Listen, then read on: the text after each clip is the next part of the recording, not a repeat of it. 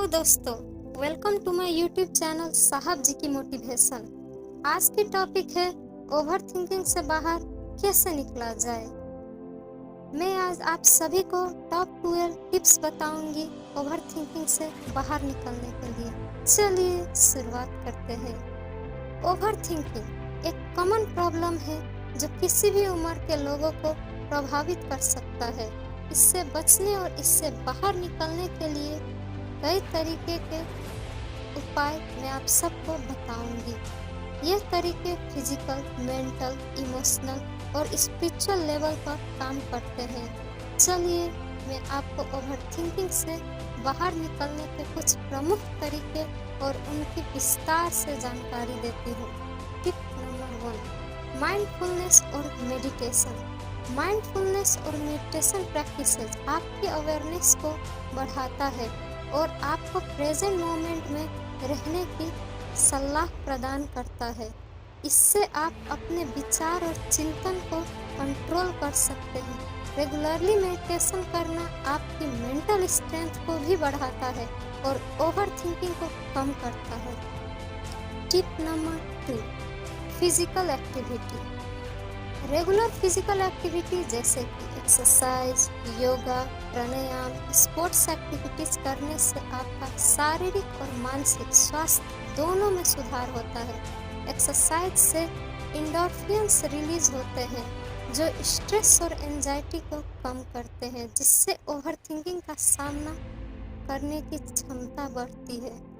Tip number 3, अपने विचारों को रिकॉर्ड करें। अपने विचारों को लिख कर रिकॉर्ड करना भी एक माध्यम है ओवर थिंकिंग से बाहर निकलने का।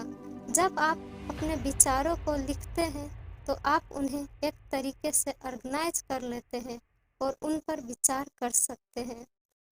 टिप नंबर 4, सही दिशा निर्धारित करें। अपने जीवन में उद्देश्य और लक्ष्य निर्धारित करें और उन पर ध्यान केंद्रित करें।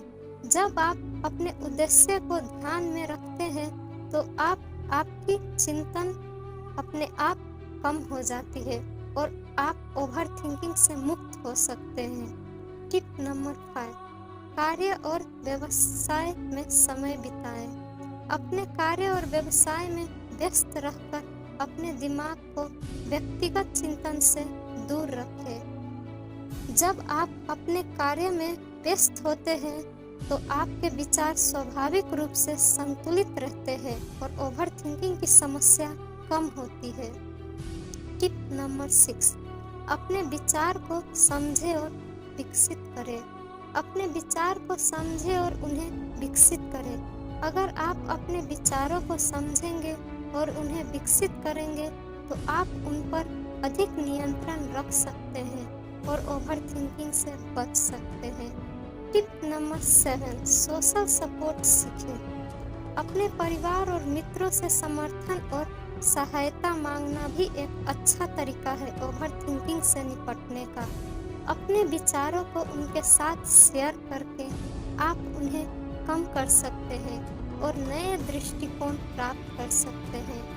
टिप नंबर 8, आज से जिंदगी जीने का निर्णय करें। अपने जिंदगी को पूरी तरह से जिए और प्रेजेंट मोमेंट में खुश रहने का निर्णय लें। भविष्य की चिंता करके आप अपने वर्तमान को खराब नहीं करना चाहते हैं। टिप नंबर 9, स्वाभाविक विचार को अनुमति दें। अपने विचार को स्वाभाविक तौर पर आने दें और उन्हें प्राप्त करने का प्रयास न करें। जब आप अपने विचारों को स्वाभाविक रूप से आने देते हैं तो आप ओवर थिंकिंग से मुक्त हो सकते हैं।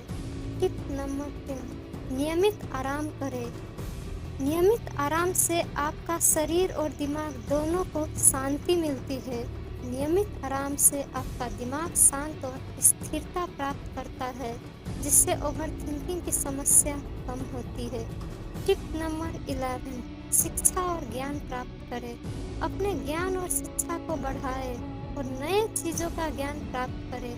ज्ञान प्राप्त करने से आप अपने विचारों को विकसित कर सकते हैं और ओवर थिंकिंग से मुक्त हो सकते हैं।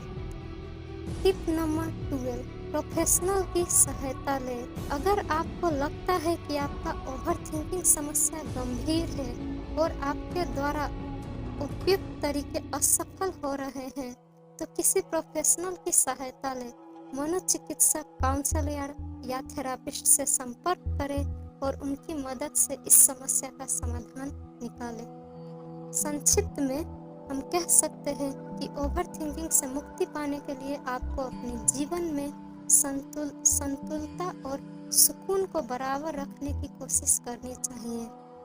इसके लिए आपको नियमित रूप से मेडिटेशन और व्यायाम करना चाहिए और अपने विचार को स्वस्थ रूप से विकसित करना चाहिए। अगर आपको लगता है कि आप अपने विचारों को नियंत्रित नहीं कर सकते हैं, तो प्रोफेशनल मदद लें। आज के लिए इतना ही।